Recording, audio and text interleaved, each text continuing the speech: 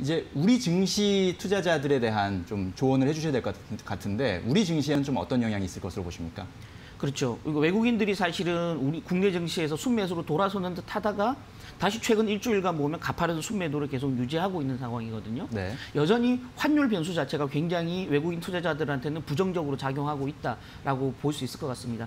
어제 사실은 약간 그 불안 양상이 있었지만 이런 해프닝이 있었지만 달러는 전체적으로 좀 약세를 보였고요. 그에 따라서 원달러 환율은 7원 정도 내려가서 지금 1,208원 정도를 기록을 했지만 네. 여전히 지금 달러는 약세 이후에 다시 단기적으로 좀 반등하는 강세로 돌아서는 국면을 계속 이어가고 있다는 측면에서 보면 원달러 환율 당분간 1,200원 아래 1,100원대까지 내려가기는 굉장히 수월치 않다라고 보여지는 상황이고요. 네. 여전히 1,200원대를 유지한다고 하면 외국인 투자자들은 환차 이익을 기대한 우리 주식의 순매수는 당분간 유입되기는 좀 쉽지 않다라고 보여지는 상황이고요. 예. 그렇게 본다 그러면 여전히 국내 개인 투자자들의 의존한 어떤 수급 상황으로 갈 가능성이 굉장히 크고요.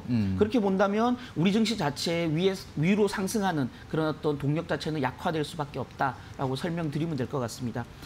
다만 이제 이런 부분도 있습니다. 지금 전체적으로 우리 경제 펀더멘탈도 좀 부정적으로 영향을 받을 수 있는데요. 네. 지금 어제 발표된 6월 1일부터 20일까지 국내 수출 동향을 보면 네. 지금 한 7.5% 감소했다라는 얘기가 데이터가 나왔거든요. 전년 네. 동기 대비해서.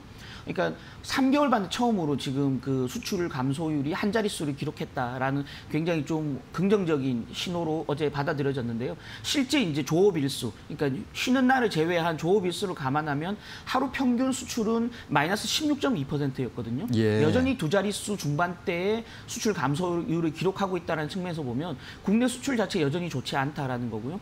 중국 수출 자체도 여전히 기대만큼 반등하지 못하는 상황을 보이고 있기 때문에 미중 무역 갈등이 재현된다거나 그로 인한 위기감 또 이런 것들이 고조될 경우에 한국과 중국의 수출 경기에 악영향을 미칠 가능성이 크고요. 그렇게 본다 그러면 전체적으로 시장에 반등하는 에너지를 떨어뜨릴 가능성이 굉장히 크다라고 설명드리면 될 것 같습니다. 어쨌든 간에 이런 수급적인 면, 펀더멘탈 면 모두에서 이런 그 미중 무역 갈등은 우리나라에게는 굉장히 부정적인, 우리 증시에는 부정적인 악재로 작용할 가능성이 굉장히 크다라고 보여지는 상황입니다. 네, 그렇군요.